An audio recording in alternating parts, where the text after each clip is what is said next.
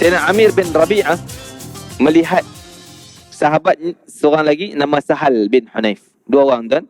Amir dia tengok Sahal. Sahal ni dua-dua ni sahabat Nabi. Kisah ni berlaku di zaman Nabi masih ada.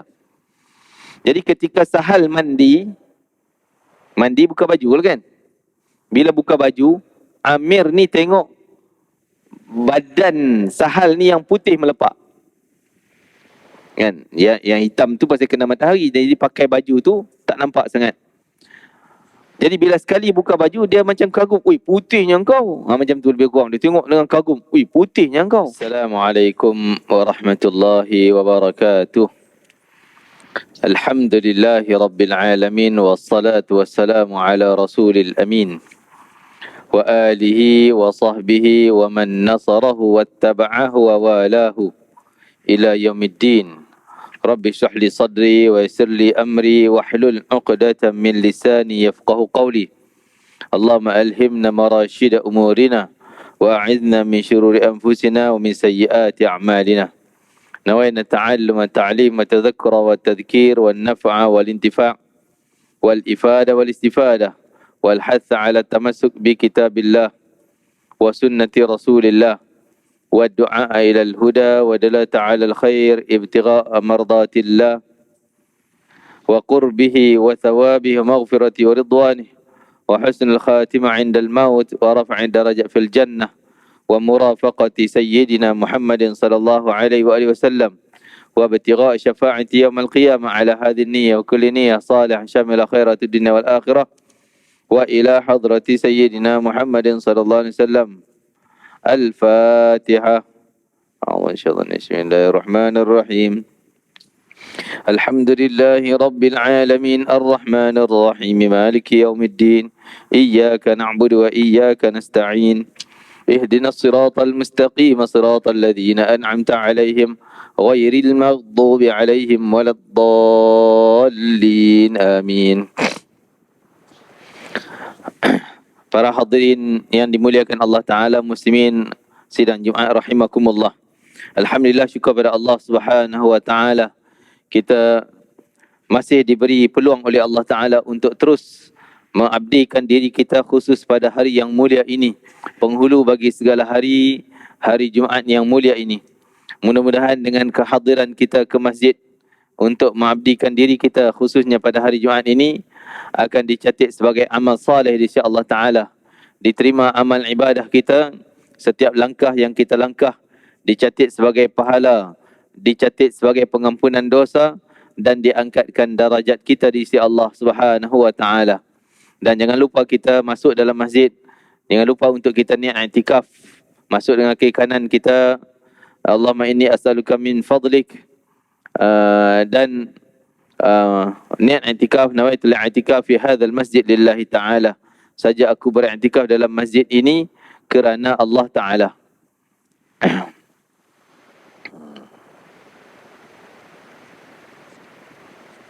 Ya.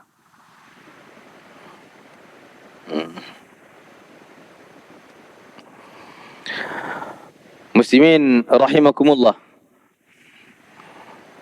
Kita manfaatkan peluang yang Allah berikan kepada kita. Sekiranya kita bijak menggunakan manfaat pada hari Jumaat ini. Peluang ada, kita guna. Macam mana nak gunakan peluang yang ada? Peluang Jumaat ini bukan untuk sembahyang Jumaat sahaja. Sembahyang Jumaat itu benda yang fardu. Malah sebolehnya kita memperbanyakkan yang sunat. Selain fardu, benda asas. Contoh kalau orang meniaga, tuan-tuan. Orang meniaga dia ada modal dia. Modal katalah RM1,000. Contohlah peniaga kecil-kecilan, RM1,000 modal. Jadi apa yang dia dapat, RM1,000 tu mesti dapat hari tu. Wajib untuk dapatkan hari tu balik modal. Jadi nak untung tak? Nak untung kena lebih daripada RM1,000. Jadi RM1,500, RM2,000, RM3,000, RM10,000. Barulah ada untung. Begitulah kita. Modalnya adalah sembahyang amalan fardu kita. Itu tak boleh tinggal. Mesti dapat benda tu. Mesti buat. Tak boleh abai. Itu benda asas, benda modal. Kena buat benda modal, balik modal. Nak untung kena cari amalan sunat. Sembahyang Jumaat, modal kita. Hari Jumaat ni, tak boleh tinggal berdosa akan diazab. Tak dapat modal, rugi. Jadi kita tak naklah berniaga untuk cukup-cukup modal je, penat lagi. Jadi kita nak untung. Maka nak untung, kita perbanyakkan amalan sunat kita. Apa amalan sunat yang patut kita perbanyakkan khusus hari Jumaat yang mulia ini, selain daripada kita sembahyang sunat? Niat i'tikaf itu adalah benda yang boleh menguntungkan kita. Selain daripada itu, banyakkan salawat kepada baginda Nabi Muhammad sallallahu alaihi wasallam. Datang ke majlis ilmu. Duduk menanti waktu solat. Lepas sembahyang, ada masa tolong duduk untuk sedikit zikir. Sama ada istighfar 100 kali contohnya. Salawat Nabi tambah sikit 100 kali contohnya. Atau apa saja yang kita manfaatkan pada hari Jumaat. Ini orang yang bijak. Dapat untung. Dapat untung dalam perniagaannya. Allah Ta'ala sebut, Ya ayyuhalladzina amanu hal adullukum ala tijaratin tunjikum min azabin alim tu'minuna billahi wal yawmil akhir wa tujahiduna fi sabilillah. Wahai yang beriman, mau tak aku tunjukkan pada kamu perniagaan tijaratin tunjikum min azabin alim, bisnes yang boleh menguntungkan kamu, yakni melepaskan kamu daripada azab neraka. Iaitu asasnya, modalnya beriman pada Allah dan hari akhirat. Keuntungan kerja yang kita kena buat lebih supaya dapat untung, jihad fi sabilillah. Jihad yang kita boleh buat pada hari ini adalah dengan perbanyakkan amal saleh kita. Perbanyakkan amal saleh. Rugi kalau kita datang sembahyang Jumaat duduk termenung, mulut tak sebut zikir, tak salawat pada Nabi sallallahu alaihi wasallam, tak niat i'tikaf. Jadi kita hanya dapat balik modal. Kita nak lebih keuntungannya. Maka manfaatkan i'tikaf tuan-tuan dalam masjid. Ya, ni i'tikaf memang menguntungkan. Tetapi kalau ditambah dengan zikrullah, mulut tak berhenti bersalawat, walaupun dengar apa yang saya cakap, mulut boleh terus bersalawat. Baca Quran, surah Kahfi dan sebagainya. Khususnya bila kita dengar ni, tuan-tuan jangan diam saja. Bila dengar perkataan Nabi Muhammad sallallahu alaihi wasallam, Rasulullah sallallahu alaihi wasallam, baginda bersabda sallallahu alaihi wasallam, sebut je nama Nabi sallallahu alaihi wasallam. Ini orang yang bijak, yang mau keuntungan akhirat, bukan sekadar nak balik modal. Tuan-tuan muslimin rahimakumullah, kita ambil sedikit i'tibar daripada kisah mukjizat baginda Nabi Muhammad sallallahu alaihi wasallam. Hadis yang ke-216 daripada kitab Mukjizat, kisah mukjizat baginda Nabi sallallahu alaihi wasallam. Hadis yang ke-216 daripada Abu Umamah bin Sahal bin Hunayf radhiyallahu anhu. Beliau berkata, Ra'a Amirun ibnu Rabi'ah Sahal bin Hunayfin yaghtasilu faqal, Wallahi ma ra'aitu kal yawmi wala jaldatan mukhabba'ah. Falabita Sahl bin Hunayf makanahu. فأتي رسول الله صلى الله عليه وسلم فقيل له يا رسول الله هل لك في سهل بن حنيف والله ما يرفع رأسه فقال هل تتهمون به أحدا قال نتهم به عامر بن ربيعة فدعا رسول الله صلى الله عليه وسلم عامر بن ربيعة فتغيظ عليه وقال على ما يقتل أحدكم أخاه ألا برقت فاغتسل له فغسل له عامر وجهه ويديه ومرفقيه وركبتيه وأطراف رجليه وداخل إزاره في قدح ثم صب عليه فراح سهل ابن حنيف مع الناس ليس به بأس. Sayyidina Amir bin Rabi'ah melihat sahabat seorang lagi nama Sahal bin Hunayf. Dua orang tuan. Amir, dia tengok Sahal. Sahal ni, dua-dua ni sahabat Nabi. Kisah ni berlaku di zaman Nabi masih ada. Jadi ketika Sahal mandi buka baju kan. Bila buka baju, Amir ni tengok badan Sahal ni yang putih melepak. Kan? Ya, yang hitam tu pasal kena matahari. Jadi pakai baju tu tak nampak sangat. Jadi bila sekali buka baju, dia macam kagum. Ui, putihnya kau. Macam tu lebih kurang. Dia tengok dengan kagum. Ui, putihnya kau. Maka dia katakan, demi Allah belum pernah aku melihat seperti hari ini kulit yang begitu halus. Kulit Sahal buka baju mandi tadi ni. Ni laki sama laki kan. Itu sebagian ulama mengatakan, nanti kita cerita. Tak apa, kita baca kisah ni dulu. Seketika itu juga bila dia sebut, Amir ni sebut, "Ui, putihnya aku tak pernah tengok kulit yang halus putih macam ni." Dia sebut aja itu, Sahal tadi jatuh, tombang. Jatuh tombang. Tersungkur pengsan. Jatuh pengsan. Siapa dia? Sahal yang buka baju tadi. Orang pun terkejut. Terkejut apa yang berlaku ni, jatuh ni. Kalang kabut lah, kita kata kalang kabut, cari Nabi SAW. Ya Rasulullah, tengok apa berlaku pada Sahal. Maka Rasulullah SAW pun datang. Jadi orang panggil suruh ubati Sahal yang pengsan tu. So Nabi datang. Maka Nabi datang. Orang masa dia Sahal jatuh tadi, orang kata, "Ya Rasulullah, tengok Sahal tak boleh angkat kepala." Maksudnya jatuh tu tak bergerak dah. Tak boleh angkat kepala, tak boleh gerak. Baginda Nabi SAW bersabda, "Apakah kamu mengesyaki seorang yang melakukannya?" Ada orang buat apa-apa pada dia tak? Nabi tanya. Tanya sahabat yang report tadi. Ada orang buat apa-apa? Pukul ke? Kan? Atau buat apa-apa je lah. Mereka menjawab, "Kami curiga tadi yang ada dengan dia, depan dia hanya Amir seorang je. Tak ada orang lain yang dekat dengan Sahal yang jatuh tu. Kami curiga, kami anggap Amir lah kot buat apa-apa." Amir bin Rabi'ah radhiyallahu anhu. Rasulullah SAW panggil Amir. "Ya Amir, datang kejap." Rasulullah tanya dia, "Apa kau buat? Kau buat apa tadi?" Rasulullah lalu manggil Amir dan memarahinya. Baginda terus bersabda, "Atas dasar apa salah seorang di antara kamu berusaha membunuh saudaranya?" Bunuh di sini bukan tikam, tak ada darah pun.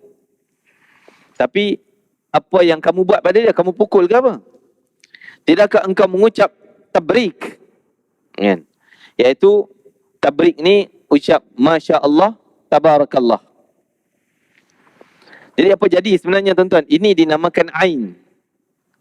Walaupun tak disebutlah hadis ni, tapi ini kisah Ain. Apa Ain? Ain ni lebih kuat, lebih jahat, lebih parah daripada sihir. Sihir kena jampi, bam, tanam ke, bagi makan ke, baru jadi sihir. Ain tak perlu. Ain tak ada bagi makan, tak ada jampi, tuan. Ain ni tengok dengan dengki, dengan mungkin kagum. Tadi, ui, cantiknya. Ataupun dengan dengki, jaga kau. Kan? Jaga kau. Kena puk boleh tu. Tapi Ain ni, saya boleh katalah, ni apa ilmu yang takat saya tahu, mungkin dalam masyarakat kita tak ada power sangat Ain ni. Kita kata macam tu pun tak menyebabkan orang jatuh. Sebab mata kita ni tak dilatih dengan Ain. Ain tu makna mata. Kita senang sebut pandangan tajam. Ain ni pandangan tajam. Orang Arab, mereka sentiasa terlatih dengan pandangan tajam. Sebab dia pandang pasir kan, luas. Dia memang dah biasa, duduk jauh ni, 2 km ni boleh nampak dop lari. Dop biawak. Kita tang tu pun tak nampak dah. Kita tak dibiasakan dengan pandangan jauh. Kita biasa pandangan takat tu je, belakang ni je, dengan dinding tu je. Jadi pandangan kita tak dilatih untuk ditajamkan. Jadi orang yang pandang pasir, dia nampak dop. Jadi pandangan dia tu tajam. Dia tak pakai spek mata. Kuat pandangan dia. Jadi yang ni kadang-kadang ada Ain. Pandangan tajam. Dia boleh jatuhkan orang, tembak orang dengan pandangan. Terkadang orang yang ada power Ain tu, dia pun tak tahu kata dia ada power Ain. Dia pun tak tahu dia boleh tikam orang. Macam sahabat Nabi ni, dia bukan niat nak bunuh. Tapi dia pun tak tahu kata dia ada Ain. Bila dia tengok, oi, putihnya baju badan kau, halusnya kulit kau, pum, jatuh kawan tu. Sebab tu antara nasihat kita, jangan sangat suka pada pujian orang. Orang puji kita, handsome-nya kau, melambung ke tuan-tuan.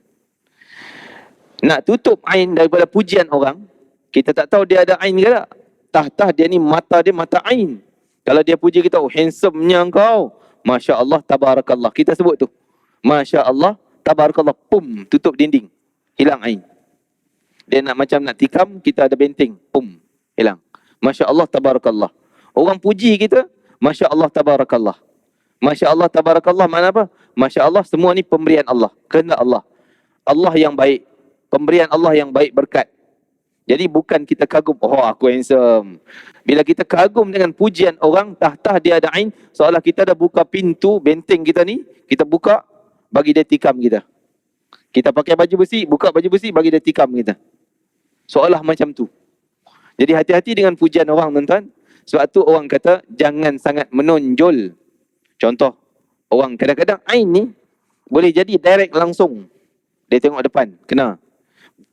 Boleh jadi dengan tengok gambar. Boleh jadi dengan tengok gambar. Kalau dia punya power kuat, dia tengok gambar, oh, comelnya, handsomenya, hebatnya. Kalau dia power dia kuat sangat, boleh kena orang dalam gambar ni. Kan? Macam kalau kita ni ada apa satu nama, kita Mas Santau kan. Orang utara ni, bukan orang utara lah, maksudnya ada satu jenis cabang sihir ni, jenis Santau. Tengok gambar aja, dia boleh hantar bagi kena. Macam tu. Jadi ada syarat orang tua-tua lah. Ni petua orang tua-tua. Kata gambar yang tak full, dia tak boleh buat. Gambar yang full body, daripada kepala sampai kaki, tangan semua dah lengkap. Yang ni dia boleh sihirkan. Boleh jadi ain pun boleh guna gambar yang macam tu. Jadi kita jangan syok sendiri bila orang puji sangat. Kadang-kadang kita tak syok pun, kita tak tahu pun pujian dia. Sebab tu kita kena ada benteng diri, selain daripada doa minta perlindungan Allah, maka banyakkanlah zikir. Masya Allah, tabarakallah. Orang puji anak kita, oh comelnya anak kau, cucu comelnya. Masya Allah, tabarakallah. Budak tak pandai cakap, kita yang benteng, kita kawal. Jadi apa ni, kembali pada cerita tadi, Amir ni, Nabi kata, engkau sanggup bunuh kawan kau? Ni boleh mati ain ni, tuan-tuan. Jangan main. Ain ni boleh bukan berlawak-lawak. Dia jatuh, boleh mati. Tapi kena berubat cepat lah. Kalau biar dia taklah mati on the spot macam tikam pisau tembak pistol. Tapi dia ada berunsur sikit lah, sikit. Mama tak boleh makan, kuih kering, mati. Bahaya ain. Dulu dalam kitab-kitab Arab, dalam kitab-kitab tafsir menceritakan bahawa cerita Nabi Yusuf. Tentang Nabi Yusuf, tahu kan? Nabi Yusuf jadi raja di Mesir. Ketika dia dah masa tu masih menteri kewangan di Mesir. Maka anak abang-abang dia daripada Palestin, ayahnya Nabi Yaqub, rindu kepada Nabi Yusuf AS. Maka ayah dia ketika tu dah keputusan makanan dah kering. Orang ayah dia suruh anak-anak dia yang lain, Nabi Yusuf dah hilang daripada kecil. Abang-abang ni yang sulung ni, 10 orang ni pergi cari. 11 orang, semua ada 11, tapi seorang bapak dia suruh tunggu di rumah, 10 lagi pergi Mesir. Minta bantuan makanan daripada orang Mesir. Dia tak tahu menteri Mesir tu, menteri adalah Nabi Yusuf, anak Nabi Yaqub. Nabi Yaqub pun tak tahu. Jadi cuma Nabi Yaqub pesan, kalau kau masuk ke sempadan Mesir, jangan masuk satu border, satu pintu immigration. Masuk asing-asing. Ni masuk melalui, contohlah Bukit Kayu Hitam kan, contoh kan. Engkau pula masuk daripada apa dia? Daripada Kelantan sana, Rantau Panjang. Engkau pula masuk daripada kawasan lain, Padang Besar, asing. Jangan masuk satu. Kenapa Nabi Yaqub pesan anak jangan masuk satu, 10 orang ni? Kerana anak Nabi Yaqub semuanya handsome. Takut ain. Orang tengok, handsomenya 10 orang, handsomenya. Boleh jadi ain. Boleh jadi kena. Jadi kalau masuk dua sana, dua sini, belakang sana, belakang sini, tak apa nampak sangat, tak perasan sangat, sikit. Ni kalau grup, 10 orang, semua handsome, boleh jadi terkena ain orang. Maka Nabi Yaqub pesan, jangan masuk sekali. Masuk pecah-pecah sana sini. Itu pesanan. Nabi Muhammad SAW juga hampir kena ain. Hampir kena ain, tapi Allah pelihara. Tak kena pun, tapi hampir. Allah sebut dalam surah Al-Qamar, 2 ayat terakhir surah Qamar, wa in yakadu alladhina kafaru la yuzdiqunaka bi absarihim lamma sami'u dzikra wa yaquluna innahu lamajnun. Maka Allah kata, wa in yakadu alladhina kafaru, hampir-hampir orang kafir nak kenakan engkau wahai Muhammad dengan ain mereka. Mereka kata engkau ni orang gila, maksud dengki. Dia orang dengki nak hantam, nak tikam Nabi dengan ain. Hampir. Tapi Allah pelihara Nabi, tak kenalah. Kata para ulama, ayat ni juga boleh jadikan ayat ubat bagi orang yang mungkin terkena ain. Bila kena, tandanya, na'udzubillah, bila dah kena, tandanya dia tak boleh makan, dia tak boleh nak hidup cara normal, makin penyakit melarat, mungkin tak sedar diri dan sebagainya. Malah kalau disebutkan dalam kitab, dalam tafsir, menyebutkan kalau orang yang dah ada ain, mesti dipenjarakan dia. Dia ada ain, pernah dia tengok orang, pum, orang tu jatuh, dia kena tangkap, simpan dalam penjara. Sebab bila duduk luar nanti dia hantam orang tu lagi, tikam orang ni lagi dengan ain dan sebagainya. Jadi kisah ni Sahal jatuh. Amir tengok Sahal buka baju, nampak halus kulit, dia kagum, dia sebut perkataan tu, kawan tu jatuh. Sahal bin Hunayf radhiyallahu anhuma. Maka Nabi marah dia. Kenapa kau cakap macam tu? Ada alangkah baiknya kalau kau sebut tabrik. Jadi kalau kita juga kita takut ada ain, lebih awal kita sebut Masya Allah. Kita pun boleh sebut Masya Allah, Tabarakallah, cantiknya engkau. Okey, selamat. Ain jahat tu tak masuk, racun dia tu tak masuk. Masya Allah, Tabarakallah, handsome-nya engkau. Masya Allah, Tabarakallah, putihnya engkau. Tu tak apa. Kalau dia ada ain pun, dia terhalang. Dan orang yang tahu dia dipuji, orang sebut dia pun Masya Allah, Tabarakallah. Itu Nabi kata, alangkah baiknya kalau engkau ucap tabrik. Tabrik itu Masya Allah, Tabarakallah tadi ni. Maka Nabi suruh cepat-cepat si Amir tadi, yang ada ain tadi, Nabi suruh dia mandi. Mandi. Bukan orang yang jatuh tu. Yang jatuh nama Sahal. Yang tengok tadi ni namanya Amir. Amir.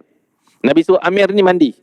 Mandi dan basuh penjuru-penjuru badan. Ujung-ujung badan. Mana ujung badan? Muka satu, kepala lah. Tangan. 2, kaki. Jadi 5 penjuru termasuk yang dalam kain. Nabi suruh basuh juga. Tapi airnya ditadah. Ditadah. Baginda SAW sebut tadi, mandilah untuknya. Maka Amir pun mencuci wajah, muka, kedua tangan sampai ke siku, kanan kiri. Kedua lutut sampai ke kaki, kanan kiri, dan baju dalamnya yang dalam dalam sebuah bekas, maksud siram dalam kain, masuk ujung juga tu kan. Jadi tadah air mandian 5 penjuru 6 penjuru tadi ni. Kemudian ambil air itu siram kepada si sahabat yang pengsan tadi, Sahal. Siram ni, mandikan dia. Setelah itu Sahal berdiri dan pergi bersama orang yang pengsan tadi, kena air itu mandi, terus bangun tuan-tuan. Bangun. Seakan-akan tak berlaku apa-apa. Sebab ada Nabi SAW. Mungkin kalau pada orang lain, mungkin itu cara dia juga, cara perubatan, selain pada baca doa dan sebagainya, untuk dia sedar dan selamat daripada ain tadi ni. Diriwayatkan oleh Nasa'i dalam kitab Amalul Yaum wal Lailah, Ibnu Majah dalam kitab At-Tibbun Nabawi, dan Al-Baihaqi dalam kitab Dalailun Nubuwah. Kisah-kisah ni diceritakan dalam kitab yang saya sebut tadi. Dan kisah ini juga dalam tafsir-tafsir menceritakan kisah yang sama tentang ayat wa in yakadul ladina kafaru la yuzliqunaka bi absarihim lamma sami'u dzikra wa yaquluna innahu lamajnun wa ma huwa illa dzikrun lil alamin. 2 ayat terakhir surah, minta Qurannya. Minta je. Saya nak tengok nombor ayat, tak ingat. Surah Al-Qalam, tuan-tuan. Kena cari, tuan-tuan. Kalau tuan-tuan ni kita rasa kita ada musuh, orang dengki kita macam-macam, tuan-tuan, kan? Maka kenalah jadikan bacaan ni amalan kita. Ayat 51 dan 52 surah Al-Qalam. Surah Qalam ni selepas Tabarakalladzi biyadihil mulk, surah Tabarak. Selalu kita baca lepas Isya Tabarak. Satu surah selepas Tabarak namanya surah Al-Qalam. 2 ayat terakhir surah Al-Qalam, ayat yang boleh dijadikan ubat benteng kukuh daripada ain, dengki orang dan sebagainya. Dan banyak diceritakan dalam tafsir Ibnu Katsir dan tafsir yang lain, kisah Sahal jatuh tombang ni apabila menghuraikan ayat, 2 ayat yang terakhir surah Qalam, ayat 51-52. Tuan-tuan, ya. Juzuk 29. Hadis ini menjelaskan bahawa orang yang terkena mata hasad, iaitu ain, hendaklah meminta kepada si pemilik mata hasad. Itu untuk mencuci wajah, kedua tangan, kedua siku, kedua lutut, kaki, dan kain, dalam kainnya, dalam sebuah bekas, tadah air mandian basuhan tadi, kemudian siram air itu kepada orang yang jatuh pengsan terkena ain. Maka ini cara perubatan Nabi SAW dan sangat berkesan. Ingat, tuan. Tapi masalahnya orang yang buat ain, kita boleh bukan nak, ya, kita pun tak tahu siapa buat. Itu masalah pula. Kita tak tahu, kalau kita tahu dia yang buat, senang kita panggil dia mandi dia. Siram, ambil air. Masalahnya kita tak tahu siapa buat. Tiba-tiba jatuh. Tanya semua tak mengaku. Kan? Sebab itulah kena kita yang benteng. Apa benteng tadi? Bila orang puji kita, jangan syok. Masya Allah, tabarakallah. Dan kalau dapat hafal ayat tadi yang saya sebut, ayat 51, 52, surah Qalam. Juzuk 29. Boleh hafalan tu, jadikan bacaan kita pagi. Sehari sekali pun dah cukup 2 ayat tu. Kan? Nah, sama ada baca dalam solat, bacaan di luar solat, tak kisah. Boleh, tuan. Dan ini tibbun nabawi, perubatan Nabi SAW. Maka walaupun kata ulama, Nabi bukan jampi pun air tu, bukan puff itu baru kawan tu sihat. Tak, sekadar siram mandi orang tadi dan ambil air tu mandikan orang yang pengsan, dah sembuh. Menunjukkan bahawa ubat-ubat ni ada pada alam ni. Contoh, daun-daun tu boleh jadi perubat. Kita tak, jangan kata, oh, makan daun ni sihat lah. Itu syirik lah kau ni. Kau kata makan daun tu sihat, Allah yang bagi sihat. Tak, tuan-tuan. Bila kita sebut makan air ni sihat, makan ubat ni sihat, makan daun-daun macam ni sihat, bukan kita yakin bahawa itu punya power. Power tu ada pada daun, power tu ada pada ubat, power tu ada pada benda-benda tadi untuk menyembuhkan. Tak, kita tahu Maha menyembuh Allah. Wa idza maridtu fa huwa yashfin. Kalau aku sembuh, yang menyembuh, kalau aku sakit, yang menyembuhkan aku adalah Allah. Allah. Tapi kita tahu Allah letakkan keberkesanannya. Allah letak syifatnya pada daun tu, syifatnya pada makanan macam ni, kacang ke apa segalanya, ubat tu, ubat ni dan sebagainya. Itu usaha kita. Bukan keyakinan ini yang berubat. Tapi kita tahu yang Maha memberi ubat adalah Allah. Tapi usaha yang ni, guna air, guna itu dan sebagainya. Tak salah kita bercakap yang macam tu, selagi keyakinan kita dalaman kita yakin yang memberi kesan, yang memberi mudarat adalah huwallah. Allah yang Maha memberi kesembuhan dan segala-galanya. Dan seperti Nabi tadi suruh mandi je. Nabi tak ambil air jampi ke. Nabi kata, mungkin Nabi kalau sebut lah, mungkin Nabi sebut, air ni bukan menyembuh, Allah yang menyembuh. Tak. Nabi suruh basuh, ambil air, siram kawan tu. Dah, selesai. Jadi nampak pada usaha kita zahir, kita buat macam ni, ini proses penyembuhan. Seperti makan ubat dan sebagainya. Ya. Dan okey, kita tengok pada hadis seterusnya, rambut menjadi hitam padahal sebelumnya beruban. Tuan-tuan, boleh buka kedai, tuan. Siapa beruban datang, kita sapu bagi hitam. Tapi ini mukjizat. Sebagian ulama mengatakan bila mukjizat berarti takkan berlaku pada orang lain. Okey, bila daripada badan Nabi jadi mukjizat, takkan berlaku pada orang lain. Hanya Nabi je boleh buat. Istimewa, keistimewaan Nabi SAW.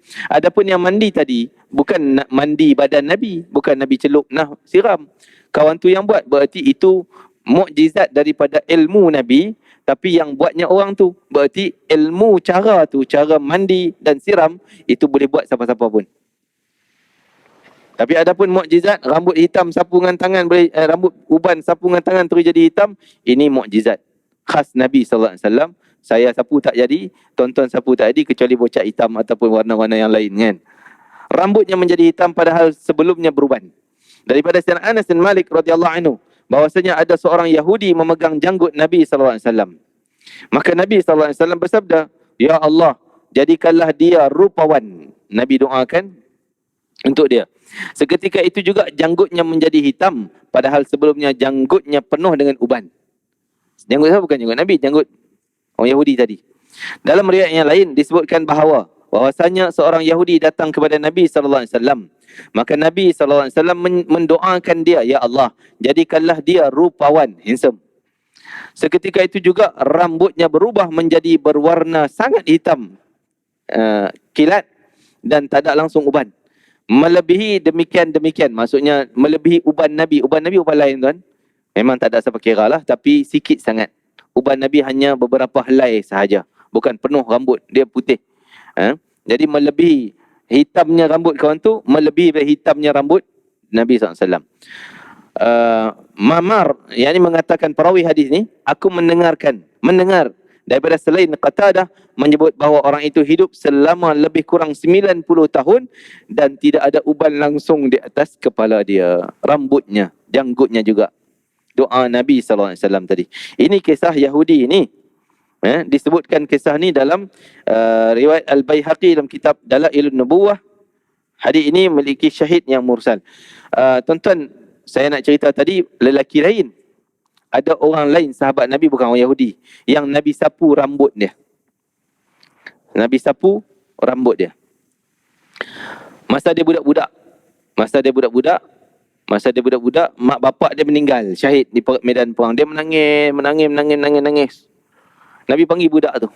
Saya lupa nama dia, ada kisah dia nanti.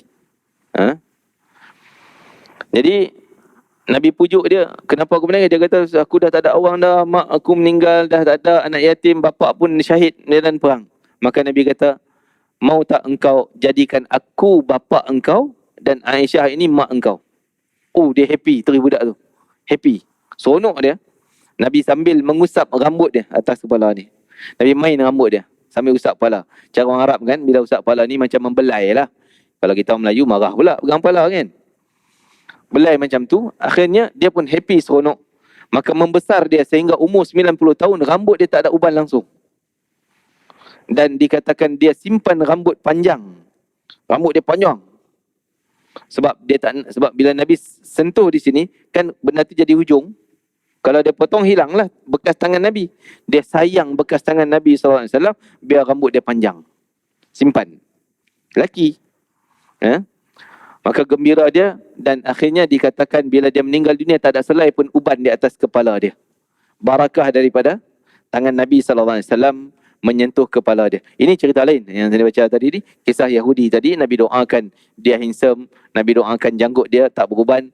Maka dia sampai umur 90 tahun lebih, tetap rambutnya menghitam, walaupun sebelum tu dah ada uban. Hilang uban tu bila jadi hitam. Bukan ada bahan-bahan apa, ini mukjizat baginda Rasulullah sallallahu alaihi wasallam. Satunya kisah Utbah bin Farqad. Tuan, Sayyidina Utbah bin Farqad, dia ni ramai isteri. Bahawa satu ketika Utbah bin Farqad ni sakit. Nabi datang menziarahi dia. Ketika dia duduk rumah salah satu isteri dia. Pada isteri dia yang lain. Maka dia datang ketika tu, dia ni tak suka sangat pakai handsome. Memang busuk badan. Jarang pakai minyak wangi. Kan? Walaupun ramai isteri, tak pernah pakai wangi-wangi ni. Kan? Kira rambutnya taklah terurus, semak, cantik, tidak. Satu ketika, dia balik ke rumah isterinya yang bernama Ummu Asim. Balik rumah isteri dia, bila masuk pintu je, harum. Datang satu rumah, penuh rumah harumnya. Dia pun heran, siapa datang rumah dia wangi ni? Kalau suami dia tak pernah wangi macam tu, tak pernah pakai minyak wangi. Maka tiba-tiba baru dia tengok, yang masuk tadi adalah suami dia, Utbah bin Farqad. Bila masuk, dia pun heran. Dah timbul cemburu lah. Amboi, ikutlah isteri sana mandikan dia pakai minyak wangi comel-comel ni kan. Jadi cemburu. Maka dia kata, dari mana kau pakai minyak wangi ni? Kau siapa belikan? Isteri mana yang hadiahkan dan sebagainya? Wangi sangat ni. Dia kata, tak. Duduk dulu. Maka dia ceritakan kisah dia. Maka dia sakit yang lama, duduk di rumah isteri dia, salah satu isteri, tak boleh bangun langsung. Datang Nabi SAW menziarahi dia. Maka Nabi nak angkat dia untuk dia duduk, tak mampu. Dia tak mampu nak bangun. Badan dah terbaring. Maka Nabi papah belakang dia, angkat dia, bagi dia duduk. Macam huruf L tu kan. Dia duduk kaki melonjor tu. Sambil Nabi letak tangannya atas kepala, tangan kanan Nabi mungkin di belah depan muka dia, dan tangan kiri di belakang gitu. Nabi usap daripada atas kepala, ni kena muka dia, tangan kanan, tangan kiri kena belakang kepalanya, sampai ke pinggang, sampai ke kaki. Maka dia kata, sejak tu wangi tangan Nabi melekat di badannya. Wangian tangan Nabi itu melekat di badannya. Ini salah satu benda mukjizat luar biasa. Peluh Nabi itu menjadi wangi yang sangat harum dan kekal. Sehingga kan Ummu Sulaim yang menjaga, maksudnya khadam, kita sebut bahasa tukang gaji lah, orang gaji isteri-isteri Nabi. Maka dia setiap kali Nabi datang ke rumah salah satu isteri Nabi, dia akan cuci, dia akan lap, dia akan kemas tempat tidur. Maka bila Nabi bangun di siang hari tidur, ada peluh-peluh, dia akan siap dulu peluh dengan jari ni. Dia sapu gitu. Ambil peluh tu simpan dalam qarurah, botol. Simpan dalam botol. Nabi tu nampak, kau buat apa ni? Maka dia kata, aku nak ambil peluh kau ya Rasulullah. Apa ni? Nabi tanya, buat apa peluh? Dia kata, nak jadikan minyak wangi. Kalau orang kahwin, nak bagi minyak wangi. Kalau orang sakit, titik dalam air untuk jadikan syifa, sembuhan dan sebagainya. Maka Nabi izinkan. Nabi doakan keberkatan pada usaha Ummu Sulaim, ambil peluh Nabi untuk wanginya tu, dan sehingga kan dikatakan sahabat-sahabat boleh tahu Nabi tadi duduk kat sini, duduk kat sini. Sebab dia orang datang-datang, harum Nabi tu kuat, berarti Nabi duduk kat situ tadi. Harum Nabi. Malah dalam riwayat yang lain menyebut bahawa setiap kali Nabi lalu di satu lorong, sahabat boleh kesan dengan hidu. Nabi lalu sini, kau nak kanan, kiri, boleh hidu. Wangi badan Nabi SAW. Itu pun Nabi suka minyak wangi. Walaupun badan Nabi originalnya, peluh Nabi dah wangi, pun Nabi suka pada minyak wangi. Maka kita juga sunnah, kalau boleh jangan tinggal ada minyak wangi kita pakai tuan-tuan. Tambah tuan-tuan daripada pejabat, mungkin kita berpeluh, mungkin kita jalan jauh dan sebagainya, pakailah minyak wangi untuk masuk dalam masjid. Dapatlah sunnah Nabi SAW.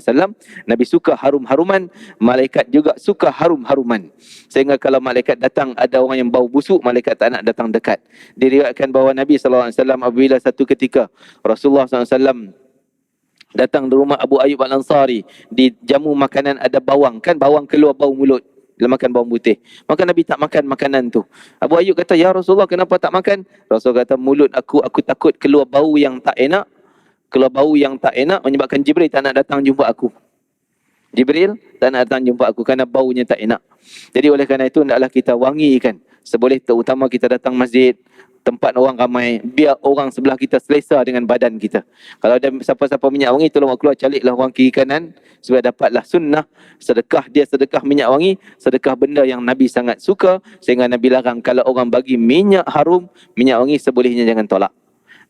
Jadi kisah Utbah tadi menyebutkan bahawa bekas tapak tangan Nabi, walaupun setelah beberapa hari sampai dia meninggal dunia, wanginya masih melekat. Wangi tangan Nabi tu, walaupun dia mandi lepas tu baru hari-hari, kekalnya wangian tangan Nabi melekat kepada Sayyidina Utbah bin Farqad radhiyallahu anhu wa ardahum ajma'in. Mudah-mudahan kita dapat iktibar daripada ketiga kisah yang kita dengarkan tadi. Kisah yang pertama tentang Ain tadi tuan-tuan, sebab dia Amir matanya ada Ain sehingga Sahal jatuh pengsan.